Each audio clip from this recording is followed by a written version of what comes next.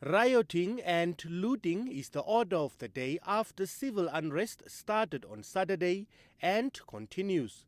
These images, widely shared on social media, show lawlessness with people who are supposedly supporters of Zuma busy with destruction.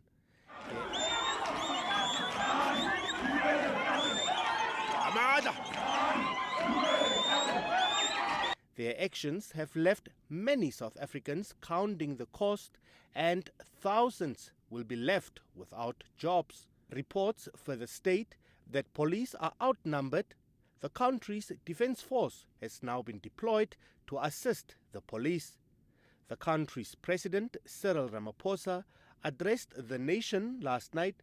He described the ongoing violence as opportunistic acts by criminals partaking in theft. Ramaphosa says there is no political reason that can justify the looters' actions. Ralph Matega, a South African national, is a PhD holder in political science. We ask him if the civil unrest is indeed about their call to release former President Zuma, or if his arrest was merely used as a trigger for chaos. Of course, this is linked to politics. One cannot deny the reality that this was triggered by the arrest of former President Jacob Zuma, which is actually an indication of the factional divisions that have existed within the party.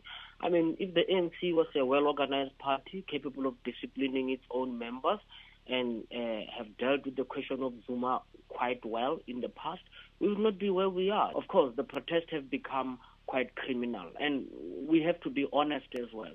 South Africa has got the challenge of crime, so it will be unreasonable to expect crime to stop simply because protests have started. Now the question on many minds, is SADC in crisis mode? Demonstrations and burning of property have also been reported in the small monarch of Eswatini. Namibia, like some African nations, imports most of its goods from South Africa, and many large retailers, even in provinces unaffected as yet, have closed shop as a precaution. Matega is worried about trade in the region.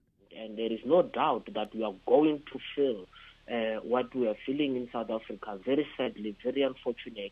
It is going to affect the movement of goods. If South Africa is shut, it means that that supply is going to be shut. So this is a regional issue. The reality is that we are now learning and learning through the hard way that regional instability can be triggered in one country. Emil Seibeb, NBC News, Windhoek.